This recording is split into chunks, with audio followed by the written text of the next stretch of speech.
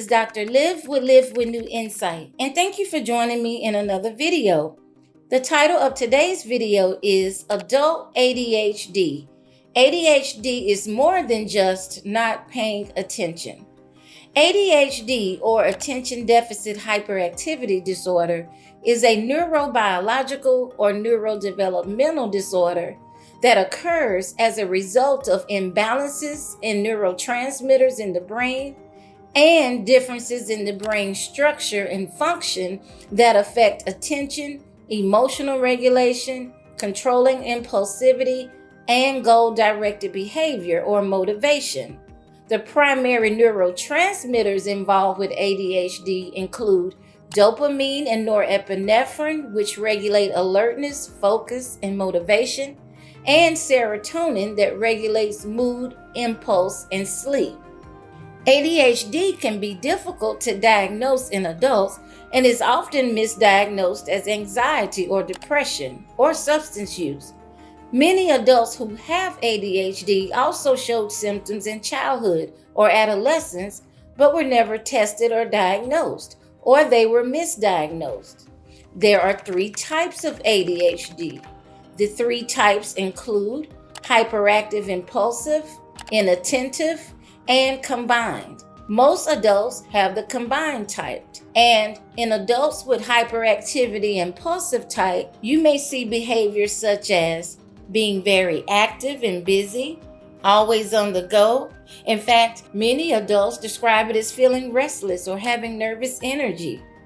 You may also see someone taking on many tasks, fidgeting or reposturing, easily distracted, talkative, making careless mistakes, blurting out in meetings or in conversations with others, interrupting others in conversations, difficulty staying on task and completing tasks, daydreaming, and procrastination. You may also see what is known as psychomotor agitation, which involves mental distress, irritability, and muscle restlessness, such as shaking one's legs, cracking one's knuckles, pacing, tapping your feet or tapping your hands. And psychomotor agitation is also seen in mood disorders such as anxiety and bipolar disorder, especially in the manic episodes. Adults often experience what is known as time blindness, where there is difficulty estimating and managing time. And this causes problems with scheduling, coordinating, and organizing information for personal or work appointments. In fact, with time blindness, the person might hyper-focus on a single task, forgetting or half doing other important tasks. They may forget deadlines or underestimate the amount of time required to complete certain tasks. The person may also forget to pay bills, may mismanage money, lose or misplace important items such as their keys, wallets, cell phone. Adults with ADHD may also experience what is known as task paralysis, and this describes when a person becomes so overwhelmed or unmotivated until they feel stuck, and this prevents them from even starting the task. ADHD symptoms is more than just not paying attention, and they can really create mental and emotional distress for adults.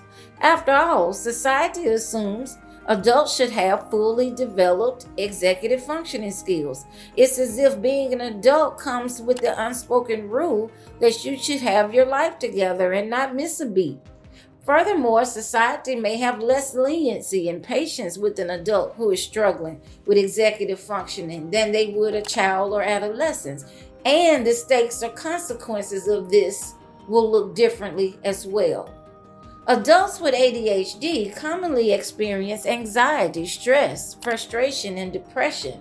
They may perceive themselves as being lazy and unmotivated, incompetent, inadequate, and may feel like they have imposter syndrome. They may also experience shame, guilt, and embarrassment as a result of poor emotional control, poor impulse control, and this leads to poor decision making. And many adults may also find it difficult to regulate emotions, therefore increasing what is known as rejection sensitivity. And this is an overwhelming distress feeling of distress in response to perceived failure, rejection, or actual rejection. Here are 10 tips to help adults struggling with ADHD. Number 1, get an official diagnosis from a licensed mental health professional and understand that the best, most effective form of treatment includes both medication management and therapy. Number 2, don't let the thought traps win.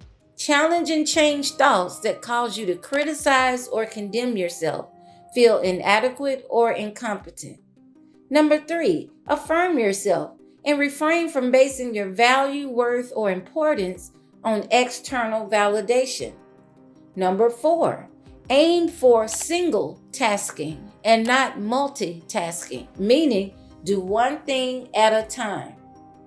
Number 5, aim for microtasking, which means breaking down bigger tasks into smaller, more doable tasks. Keywords: smaller and doable.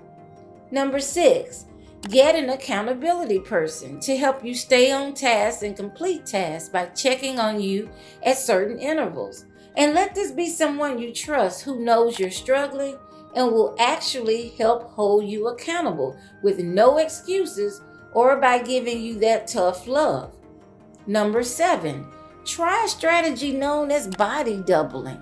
Key note: this is not an evidence-based clinical practice. However, many practitioners do recommend it to their clients and patients, and many adults with ADHD have found this to be very effective.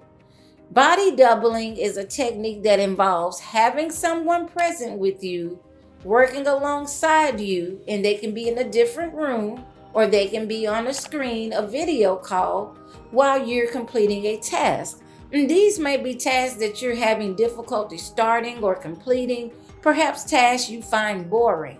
The body double, again, can be in person, on a video call, and doesn't have to help you with the actual task. Their role is to motivate you and keep you focused. So, for example, you could be writing a paper while on a call with a friend. You can have a different person or different body double for different tasks. Many have found this helpful, but again, however, it may not be effective for some and could potentially create even more distraction. Number 8, add structure to your day by doing what is called time blocking, and be sure to balance tasks with small rewards. So for example, 15 minutes of non-stop focus on work, and then 5 minutes to take a break to scroll on social media, eat a snack, play a game on your phone, or sit outside. There are several proven effective techniques for accomplishing this time blocking. One popular technique is known as the 80-20 rule or Pareto Principle. And essentially it states that 80% of outcomes comes from only 20% of worker effort.